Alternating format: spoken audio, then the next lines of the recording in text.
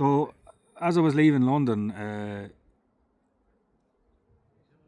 I wasn't conscious of the flags protest that I had heard about. I'd seen footage of before I went on holiday, but I didn't notice. And when I was going to on holiday, when I was driving over to Ireland, I didn't.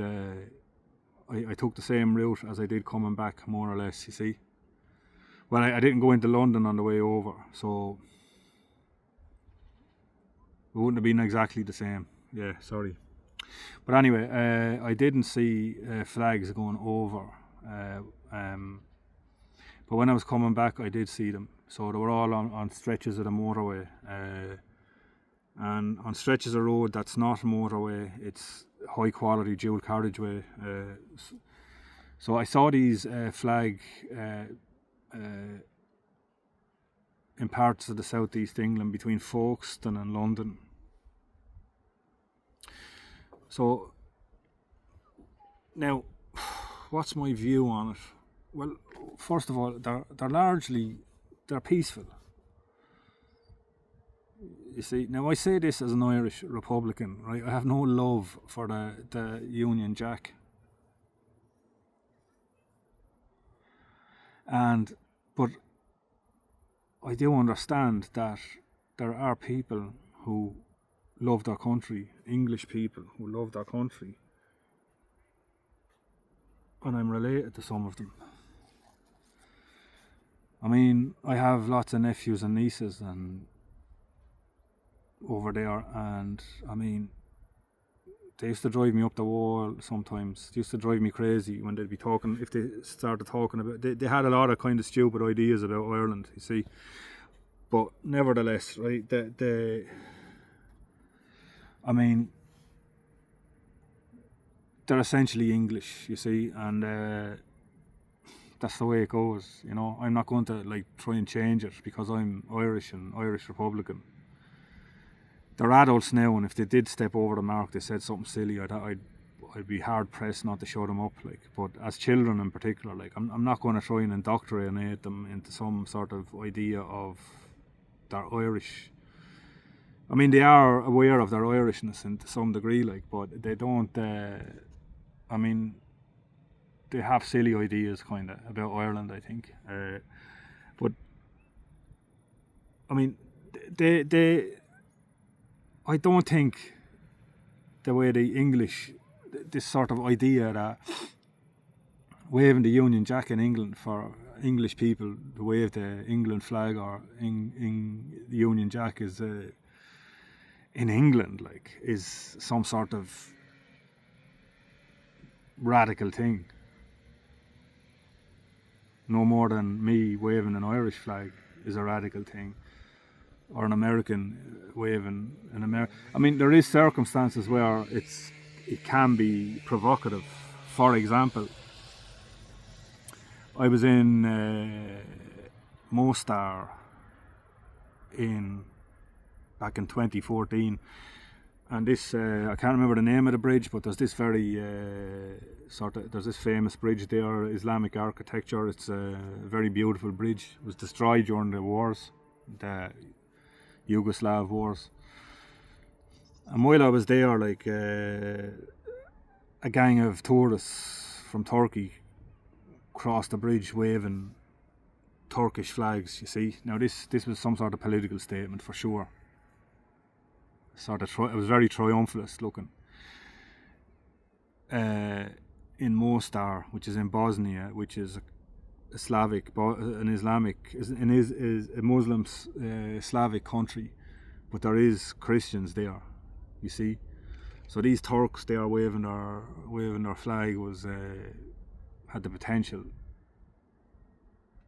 It was a stupid thing to do, I would think, you see. Or in Northern Ireland, where they have a polarised community still, waving a Northern Ireland flag or a British flag in an Irish Republican neighbourhood is a provocative thing to do, or waving an Irish flag in a loyalist neighbourhood would be a provocative thing to do. But what we're talking about here is English people waving English flags in England. So don't tell me this is a radical thing to do. It's not. Now again, the role of the media here is there's no balance to it, you see. And they're peaceful protests, which is a democratic right. But it did remind me of something as well. There's this academic David Betts has been making sort of doomsday predictions of a pending civil war in the UK. He's not the only one, but he's the most sober person doing it. You see, he thinks that there's a high probability of a civil war in England, in the UK in the next 5 years.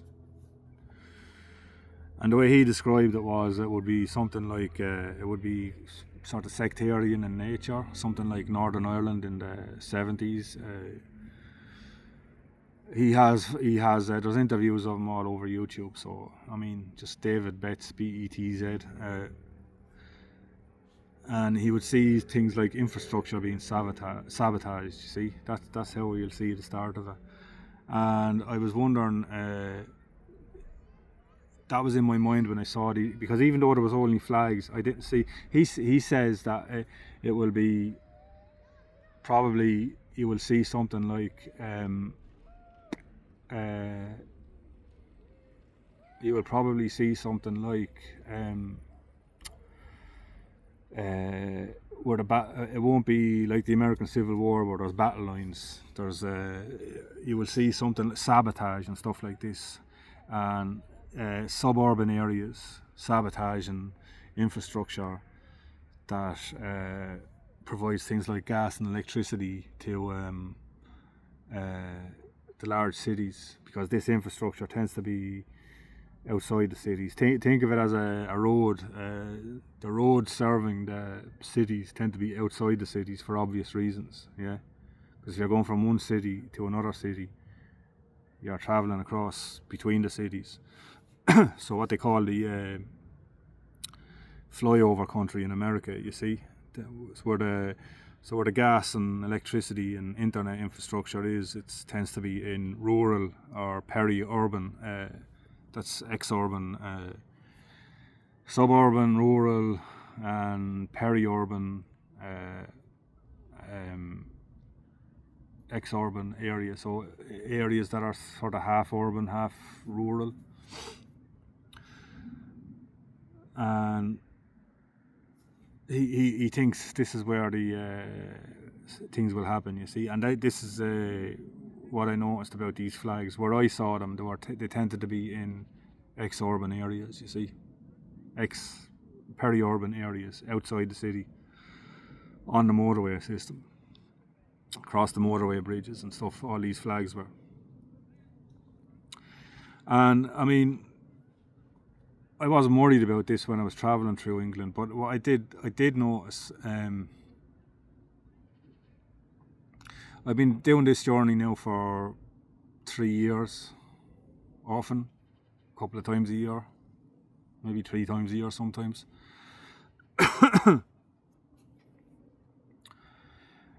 And up until now I noticed, this is the first time I think where I didn't have to worry about Extinction Rebellion blocking the road, blocking the motorway. And because for the last few years, that's when I was travelling down to Folkestone to get the Channel Tunnel, the main risk for me, apart from having an accident of course, the thing you're trying to avoid is to get there on time, you see.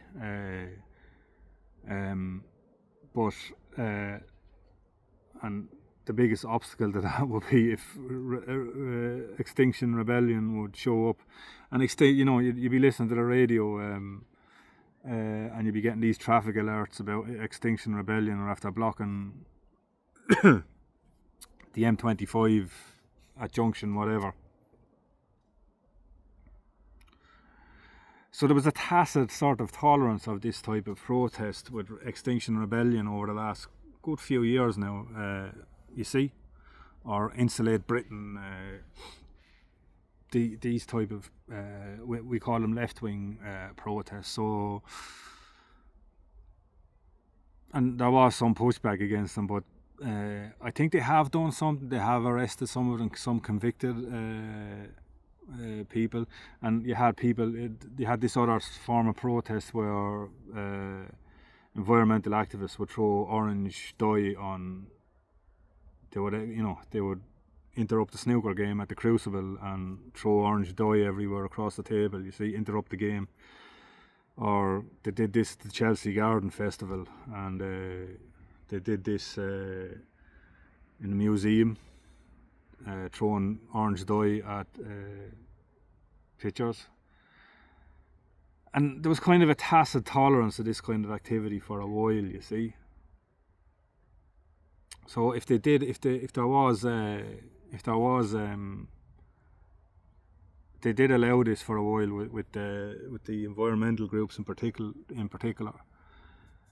Then you had the pulling down statues, all that kind of stuff for years. You see, so it would be stupid. It would be a dangerous thing to do if there was some sort of clampdown now on these people who are protesting with flags, because there's no criminal damage involved. The only thing so far I've seen that can even comes close to criminal damage is what they do, the fried egg roundabouts, where these small roundabouts you see in junctions in urban areas where it's not a big roundabout, it's just a white circle painted on at the junction, you see. These type of roundabouts, they paint a red cross, the St. George's, just across 2 lines of paint, basically a St. George's cross, English flag, you see. And even then I would argue it's not criminal damage, yeah.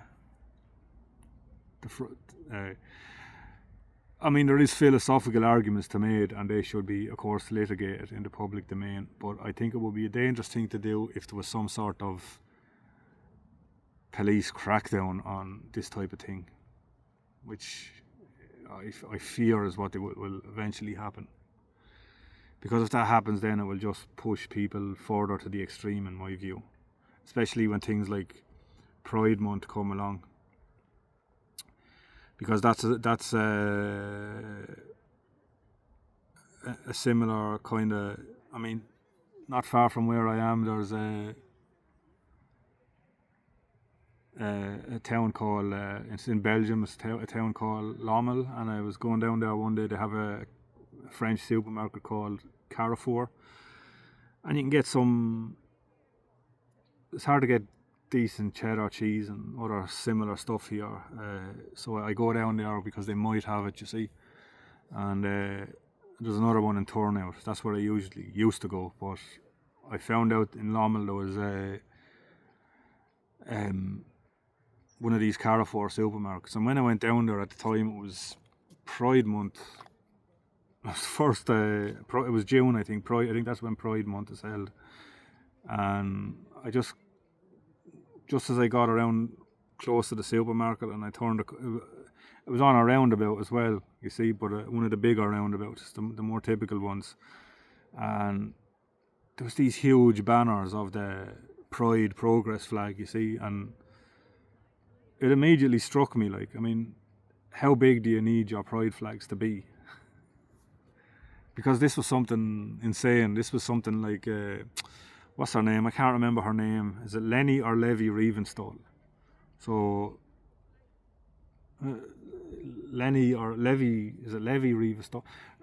She was a famous German filmmaker, but she was Hitler. She made propaganda movies for Adolf Hitler, of the Nuremberg rallies, Hitler's the Nazi rallies, you see, where they had these big, huge banners, these red banners with the swastikas, and I mean, this is the type of ridiculous scale. And I know what I'm saying is provocative, but I mean, that's how big they were, like, on this ridiculous traffic. It's a roundabout, for God's sake, you know.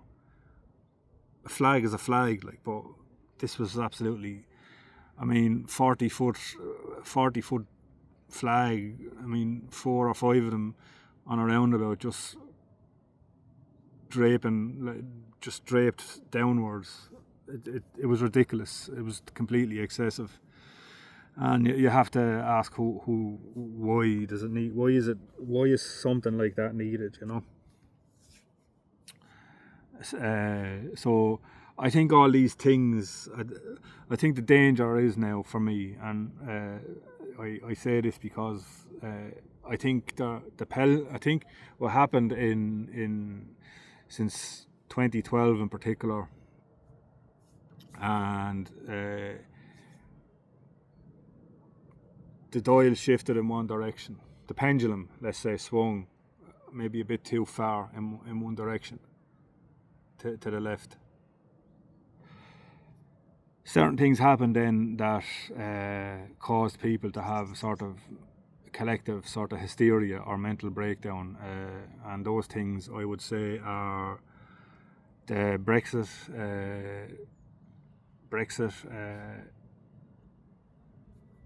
Hillary Clinton's failure to get elected in America, a few other things like that, and basically a rejection of the politics that the consensus that was there between 1992 and the sort of consensus that was there, I would say, that's associated with Bill Clinton and Tony Blair. I call it Blairism or neoliberalism, or you can call it what you want. It has all these other names, Blatcherism, and so there was a sort of consensus, free market and low friction borders, that type of thing, low interest rates. You see, that consensus is gone now. You see, and I think people correctly identify it now with a lot of the problems we have today.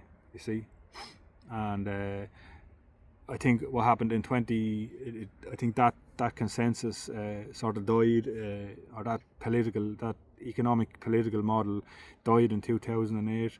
It was on life support it's been on life support since then.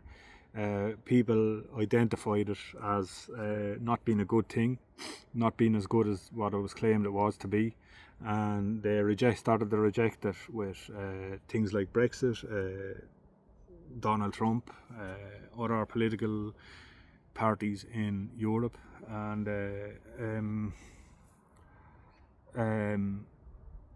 I think so there are signs that they rejected that political consensus is over and has been rejected, and they're trying to find something else. And when Brexit happened and Donald Trump was elected, the people, I think what happened was people dug their heels in and tried to push it into overdrive, tried to keep it going, keep the momentum going, but they can't, you see.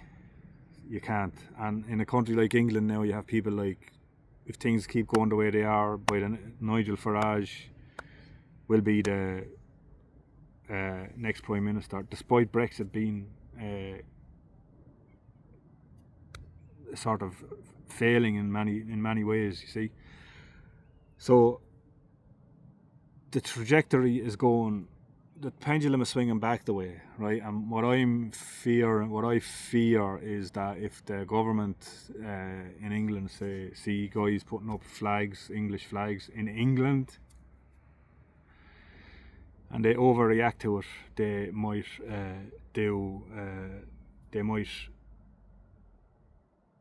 the reaction from the general public might be cause the pendulum to swing not back the way towards Blairism, but even further to more right-wing extremism, and that's what I'm worried about. So basically, what I'm advocating for is to throw these people a bone, let them show their flags, let them fly their flags,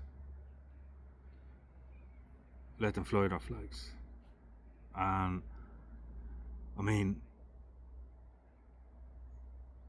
yeah, and why look at Irish history. Irish history is a good thing to study. Yeah, the Brits, the history of British rule in Ireland was a history of bad decisions. You see, and any time the British government introduced coercive policies in Ireland to stamp out nationalism,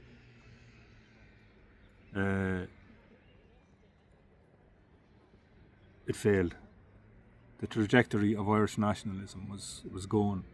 It was unstoppable. When Irish people, and when they realised this, it was too late, and when they tried to accommodate Irish nationalism through what's known as killing home rule, Irish, by giving, let's say, the Irish very strong local governance in Ireland, things like this, given control of the schools, given the Catholic Church a huge say in the schooling system, this type of thing, you see. It's known as killing home rule with kindness. This is what they did, so it didn't work, you see. And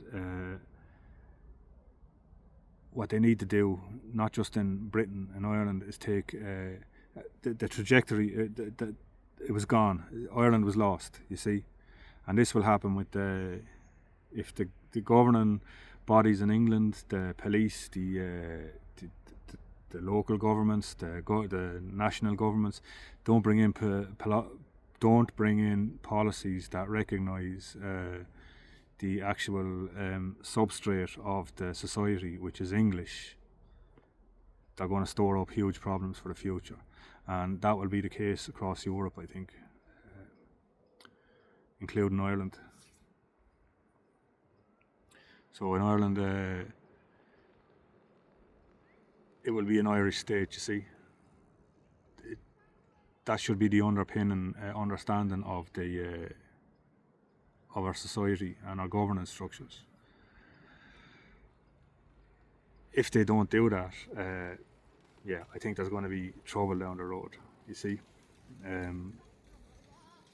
Because why is it the situation where every culture can have their homeland except a Western culture? It just doesn't make sense. It's unfair. It doesn't, and I think as well that sooner or later the Western countries are going to have to start reconciling themselves with their own culture as well, with regard to they're not the cause of every problem in the world that ever existed, you know. You see, other countries, like the migrant crisis, if you want to call it that, if the West is so bad, if the West is so has this sort of mark of Cain on itself because of things like slavery, why is it that these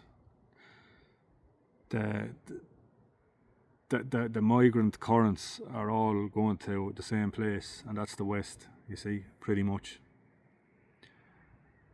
And even when they're not, they tend to be, even places like Russia, which is, many people don't consider the West, but some people do. Some people call it the eastern flank of Western civilization, for want of a better word, you see.